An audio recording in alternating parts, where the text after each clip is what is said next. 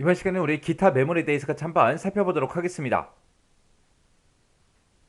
우리 캐시 메모리요. 캐시 메모리가 이제 처음에 나왔는데 이 캐시 메모리가 우리가 앞에서 배웠던 주기억 장치 있죠. 롬하고 램하고 있을 때 그때 이제 램 중에서도 램의 종류에 보게 되면 SRAM과 DRAM하고 그렇게 두 가지가 있었습니다. 그 중에서 우리 SRAM을 사용하는 게 우리 이제 캐시 메모리요. 요 캐시 메모리라는 아이는 우리 CPU 중앙 처리 장치가 있고 주기억 장치가 있는데 이 사이에서 컴퓨터 처리 속도를 향상시키는 그 역할을 해주는 게 우리 캐시 메모리입니다. 자, 그럼 요 캐시 메모리 좀 보자고요. 자, 지금처럼 이렇게 이제 캐시 메모리가 없을 때가 있고 캐시 메모리가 있을 때가 있는데 서로 비교 한번 해보자고요. 자, 우리 CPU라는 아이가 있고 우리 메모리 주기억 장치가 있습니다. 이 CPU는 이제 사람으로 따지면 사람이 자동차를 타고 이동을 하는 거고요. 이 램은 사람이 걸어가는 거예요. 그러면 이 자동차랑 이 사람이랑 같은 속도로 같이 가야 된다. 그런 규칙이 있다라고 생각해 보자고요. 그때 이제 자동차는 막 100km, 200km 막 달릴 수 있는데 사람은 그렇게 뛸 수가 있어요? 없죠.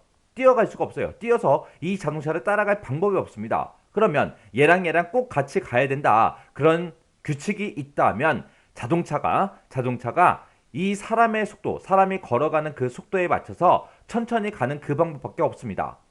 그러면 이 자동차는 막 100km, 200km 달릴 수 있지만 이 사람 때문에 어쩔 수 없이 뭐 3km, 2km, 1km, 5km 그 정도 속도밖에 못 내요. 그러면 이 자동차의 성능을 다 발휘를 못 하겠죠. 그래서 이 사람이 중간에 이제 택시를 한 대 잡아 타고 가는 거예요. 그러면 이 사람이 걸어가다가 택시를 한 대 잡아 타고 가면 그때 이 CPU랑 이제 같은 속도로 같이 갈 수가 있겠죠. 그렇게 이제 CPU랑 우리 주기억 장치 사이에서 속도 차이를 해결하기 위해서 사용하는 게 우리 캐시 메모리요. 자, 캐시가 있는 경우 보면 지금 여기에 이제 CPU가 있고 이쪽에 이제 램하고 있죠. 그 사이에 이제 캐시 메모리가 존재하는데 이 캐시 메모리에는 사용 빈도가 높은 그런 자료가 됐든 명령이 됐든 그런 것들을 이제 캐시 메모리가 가지고 있어요. 가지고 있다가 만약에 뭐 CPU가 뭔가 이제 요청을 했어요. 요청을 하게 되면 일단 캐시 메모리에 있나 없나 그걸 먼저 찾고 캐시 메모리에 있다. 그러면 바로 그냥 캐시 메모리에 있는 거를 가져다 쓰면 돼요. 그럼 이제 이 램까지는 언제 가냐? 캐시 메모리 찾아보니까 캐시 메모리에 원하는 데이터가 없거든요. 없을 때 이제 메모리에 가서 램에 가서 이제 그 해당 데이터를 찾아서 가지고 오는 거예요. 그래서 사용 빈도가 높은 거는 캐시 메모리 안에 들어있기 때문에 그만큼 이제 속도가 조금이나마 빨라진다고요. 그때 이제 CPU가 이제 요구하는 그런 데이터가 캐시 메모리에 있냐 없냐 그걸 먼저 검사한다 그랬죠. 그때 만약에 100번을 요청을 했는데 그때 이제 만약에 80번은 캐시 메모리에 있었어요. 그럼 나머지 20번만 이제 메모리 가서 이제 찾아주면 되겠죠. 그렇게 이제 원하는 정보가 캐시 메모리에 기억돼 있을 때 적중했다라고 그렇게 이제 사람들이 표현을 하고 그걸 보고 우리가 캐시 적중률이라고 합니다. 자, 그럼 요 캐시 메모리 자세히 좀 보자고요. 그래서 요 캐시 메모리라는 아이는 어디에 들어있다? 우리 CPU와 주기억 장치 사이에 존재하더라. 사이에서 어떤 역할을 해준다? 컴퓨터의 처리 속도를 향상시켜주는 그런 역할을 하는 게 우리 캐시 메모리다. 이 캐시 메모리는 접근 속도가 빠른 SRAM을 이제 사용을 해요. 우리가 일반적으로 사용하는 그 램이 우리 D램 얘기한다 그랬죠. D램보다는 이제 SRAM이 더 빠르니까 아무래도 SRAM에 있는 그 데이터를 우리 CPU로 주고받고 하는 게 훨씬 더 빠르겠죠. 그때 이제 우리 캐시 메모리의 용량은 우리가 일반적으로 사용하는 주기억 장치 있죠? 그 주기억 장치보다는 작게 그렇게 이제 구성이 됩니다. 그때 이제 캐시 메모리의 적중률하고 그렇게 나왔습니다. 이 적중률은 높으면 높을수록 시스템의 전체적인 속도가 향상이 되겠죠. 여기서 이제 적중률이라는 게 뭐라 그랬어요? 내가 찾고자 하는, 내가 원하는 그 정보가 캐시 메모리에 기억돼 있을 때 적중됐다고 그렇게 이제 표현한다 그랬죠. 그래서 적중률이라는 게 높으면 높을수록 시스템의 전체적인 그런 속도가 향상이 됩니다. 그때 이제 캐시 메모리가 어디에 있냐에 따라서 L1 캐시다, L2 캐시다 이렇게 이제 두 가지로 나눌 수 있습니다. L1 캐시라는 거는 우리 CPU 내부에 내장되어 있는 그 캐시 메모리를 우리가 이제 L1 캐시 그렇게 이제 부르는 거고요. L2 캐시다 그러면 L2 캐시는 원래는 이제 메인보드에 내장이 돼 있었어요. 근데 펜티엄 프로부터 시작해서는 CPU 내에 L2 캐시도 포함이 돼서 그렇게 이제 제공이 됩니다. 그래서 L1 캐시는 자주 반복되는 그런 연산 처리를 위해서 필요한 그 저장 공간을 보고 얘기하는 거고요. L2 캐시는 CPU가 이제 데이터를 뭔가를 이제 처리할 거 아니에요. 처리하는 동안 미리 CPU가 이제 필요로 하는 그 데이터를 저장해두는 그런 기억 공간을 보고 우리가 L2 캐시라고 합니다. 요런 게 이제 캐시 메모리요. 그 다음에 이제 가상 기억 장치요. 가상 그러면 가상은 진짜다 가짜다? 가짜다 가짜다.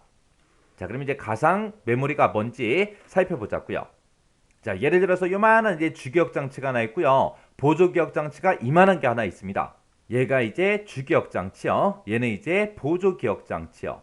그렇게 해서 이제 주기억하고 보조 기억 장치가 이렇게 있는데 만약에 내가 실행시키고자 하는 프로그램의 크기가 엄청나게 커요. 이 주기억 장치보다 더 큽니다. 얘가 이제 프로그램이요.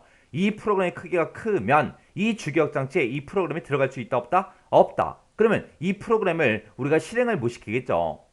그때 이 주기억 장치가 보조기억 장치한테 부탁을 하는 거예요. 야, 보조기억 장치 너 기억 장소 되게 많지. 나 좀 빌려줘. 나 좀 일부만 좀 빌려줘. 그리고 주기억 장치가 이제 보조기억 장치한테 부탁을 하는 거예요. 그럼 보조기억 장치는 기억 장소가 엄청나게 큰 게 있기 때문에 보조기억 장치의 일부분 이만큼을 이제 띄어서 이만큼을 이제 빌려줍니다.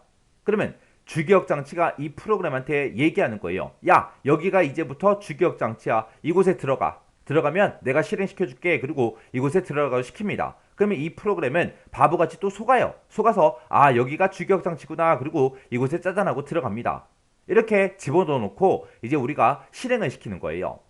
그러면 원래 이곳은 어디예요? 우리 보조기억 장치죠. 보조기억 장치의 일부분을 마치 주기억 장치인 것처럼 그렇게 이제 사용하는 그런 기법을 보고 우리가 가상 메모리라고 그렇게 이제 부릅니다. 그래서 가상 메모리라는 건 뭘 얘기한다? 보조기억 장치의 일부분을 주기억 장치인 것처럼 그렇게 사용하는 메모리 기법이다. 얘는 이제 언제 사용한다? 주기억 장치보다 큰 프로그램을 이제 불러와서 실행해야 될 때, 그때 이제 우리가 가상 메모리를 쓴다. 그거 이제 기억하시면 됩니다. 그 다음에 이제 플래시 메모리요. 이 플래시 메모리라는 거는 우리가 가전제품 있죠? 디카가 됐든 아니면 개인용 정보 단말기가 됐든 스마트폰이 됐든 이런 곳에서 사용하는 그런 기억 장소를 보고 우리가 이제 플래시 메모리 그렇게 이제 불러요. 이 플래시 메모리라는 거는 EEPROM의 일종으로 우리가 비발성 메모리를 우리가 사용합니다. 만약에 우리가 이런 가전제품에 들어가는 기억 장소로 우리가 램을 쓴다고 생각해 보세요. 램을 쓰게 되면 어떻게 돼요? 전원이 꺼지면 다 지워지겠죠. 그러면 안 되죠. 안 되기 때문에 우리가 롬 중에서 우리 EEPROM이라는 거 얘를 이용해서 우리가 이제 이런 가전제품의 기억 장소로 그렇게 이제 사용이 되는 겁니다. 그때 이 플래시 메모리는 전력 소모가 적고요. 데이터 전송 속도가 빠릅니다. 그래서 우리가 가전제품 같은데 이런 곳에서 사용하는 게 우리 플래시 메모리다. 플래시 메모리는 뭘로 만들었다? 우리 EEPROM으로 만들었다. 그 다음에 이제 연관 메모리라는 거요. 이 연관 메모리는 뭘 얘기하냐? 제가 만약에 어떤 특정 학생 집에 찾아갈 거예요. 그러면 제가 그 학생의 뭘 보고 찾아가요? 제가 그 학생의 이름만 가지고는 그 사람의 집을 찾을 수가 있다 없다? 없더라. 그러면 제가 그 학생의 집에 찾아가려면 뭘 보고 찾아간다? 주소를 보고 찾아가더라. 그거랑 마찬가지로 우리가 사용하는 모든 기억장치에는 다 주소가 지정이 되어 있고요. 어떤 특정 데이터를 찾아갈 때 원래는 주소를 보고 찾아가요. 근데 이 연관 메모리라는 거는 기억장치에 저장되어 있는 그 정보에 이제 접근할 때 주소 대신에 기억된 그 내용의 일부를 이용해서 접근하는 그런 장치를 보고 우리가 연관 메모리 그렇게 이제 부릅니다. 그래서 얘는 중간에 주소 변환할 필요가 없기 때문에 정보 검색이 빠릅니다. 얘는 이제 주로 우리 캐시 메모리가 됐든 가상 메모리가 됐든 그곳에서 이제 매핑 테이블에 사용되는 게 우리 연관 메모리요. 그 다음에 이제 버퍼 메모리라는 것도 있습니다. 이 버퍼 메모리라는 거는 두 장치 간의 데이터를 서로 주고받고 할 때 속도 차이가 발생하거든요. 그 속도 차이를 해결하기 위해서 사용하는 그런 임시 저장 공간을 보고 우리는 버퍼 메모리라고 그렇게 이제 부릅니다.